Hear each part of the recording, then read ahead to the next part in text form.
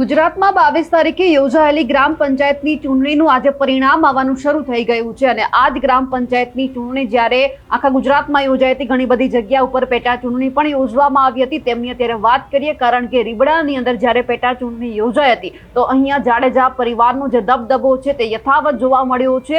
જાડેજા પરિવારે ખૂંટ પરિવારને હરાવી અને જીત મેળવી છે.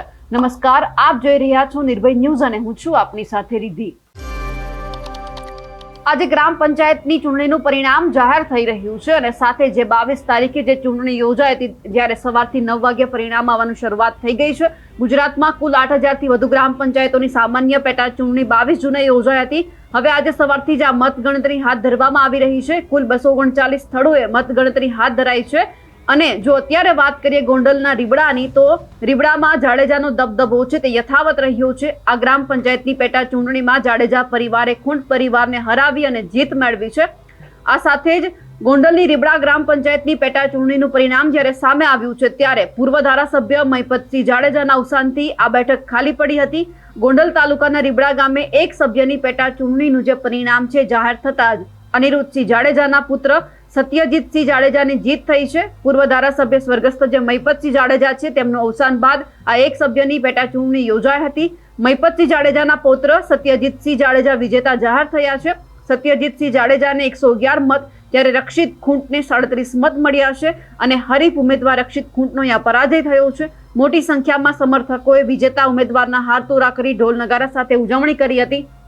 સૌથી પહેલા તો એ દ્રશ્ય ઉપર પણ નજર કરીએ જે આ એક બેઠક ખાલી પડી હતી તેમાં જે સત્યજીતસિંહ જાડેજાનો જે વિજય થયો છે લોકોએ કઈ રીતે આવકાર્યું છે.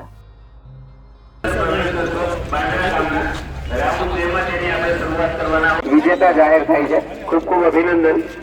સાથે હવે બાંદ્રા 2 ની ગણતરી પણ ઉમેદવાર અને હારેલા ઉમેદવાર બંને સાથે જોડાઈને આપણા ગામ તરફ પ્રયાણ કરીશું. બીજા બધા બારે આવો તો બારે આવજો. શું થયું તમારે હવે ગણતરી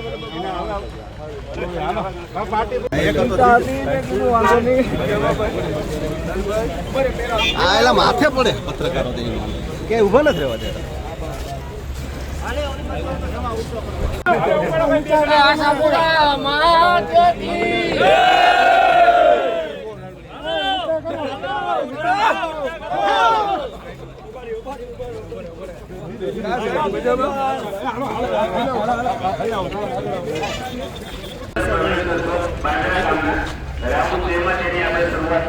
વિજેતા જાહેર થાય છે. ખૂબ ખૂબ અભિનંદન. સાથે હવે બાંદ્રા 2 ની ગણતરી પણ ઉમેદવાર અને હારેલા ઉમેદવાર બંને સાથે જોડાઈને આપણા ગામ તરફ પ્રયાણ કરીશું. બીજા બધા બારે આવો તો બારે આવજો. શું થયું તમારે હવે ગણતરી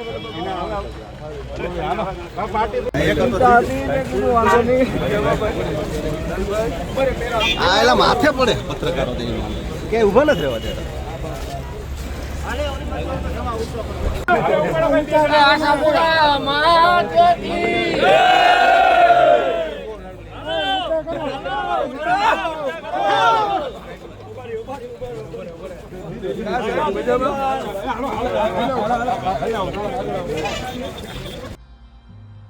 અમારા અહેવાલને લઈને આપનું શું કહેવું છે કમેન્ટ કરીને ચોક્કસથી જણાવજો. સાથે જ અમારી નિર્ભય ન્યૂઝ ચેનલને લાઇક, શેર અને સબસ્ક્રાઇબ કરવાનું ભૂલશો નહીં. નમસ્કાર.